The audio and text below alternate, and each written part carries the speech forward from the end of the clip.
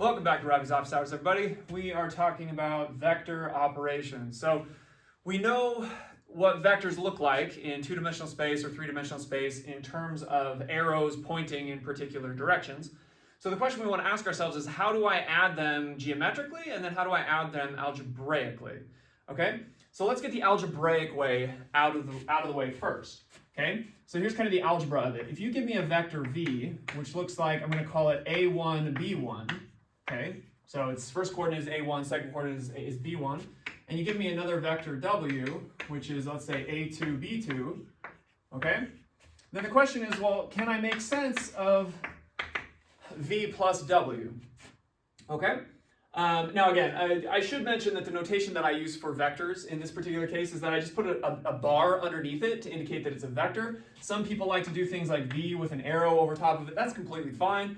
A lot of textbooks you'll see will have like a boldface v or a boldface w. I'm not going to sit here and like boldface a v for you and like do all this, waste all your time. That's completely worthless. So I just stick a little line underneath it, and that's what I use. But the question still remains, if I have two vectors in R2, notice that they both live in R2 because they have two components associated to them. How do I add them? Well, you kind of stare at it for a little while. Kind of the only way that you can make sense of this in some sense is like, let's just add the corresponding components. Okay, so this is going to be A1 plus A2, B1 plus B2. Now notice that is another vector which lives inside of R2.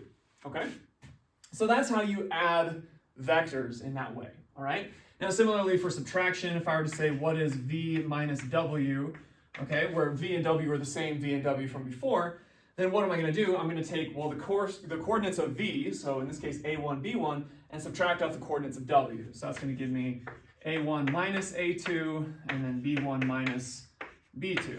Kind of exactly what you would think, all right? Now, what do I mean by scalar multiplication? Well, what is a scalar? This is just a constant. Okay, that's really just a fancy name for constant, a real number, for example, in this case.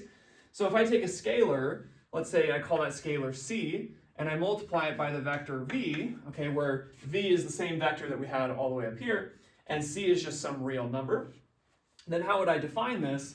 Well, you define it in the way of just take the scalar multiple c, and multiply all of the components of v by that scalar. So this will be ca1, and then c, let's see, b1. Okay? That's how you do it. You just multiply it by each element by the corresponding scalar. Okay, that's scalar multiplication. So now you can make sense of something like, if I gave you an example, and I said, you know, I want you to figure out what is, I don't know, 3v minus 2w, or something like that. Again, v and w are abstract. They're just these two things up here. How would I do that? Well, this would be equal to what? How do I do 3 times v? 3 is a scalar, so this is a scalar multiplication. So I go to my rule. It tells me scalar multiplication, just multiply the components by the scalar. So this is going to be what? 3a1, 3b1. Okay, minus, again, another scalar multiplication. It says find w. That's a2, b2. Multiply everything through by 2. So that's 2a2, 2b2. Okay. And now I have a subtraction, so I'm going to say, how do I do that? Well, this vector minus that vector is going to be 3a1 minus 2a2, 3b1 minus 2b2. And that would be my final answer for that. Okay? So that's how to do it algebraically. And now this is the same, by the way, if v had 3 components, so if it was in R3, or if it had 28 components and, you know, it was in R28, doesn't matter. The biggest takeaway is you can only add or subtract vectors from the same Rn. Okay? That's a rule. You can only do that. Okay? So keep that in mind. So it would not make sense for me to say, like, what is the vector 1, 2, 3 subtracted off the vector 0, minus 2? Like, this makes 0 sense. Because this vector is in R3, this vector is in R2, they have to be in the same Rn. So R3 and R3, or R2 and R2, or R17 and R17. It doesn't matter. Okay?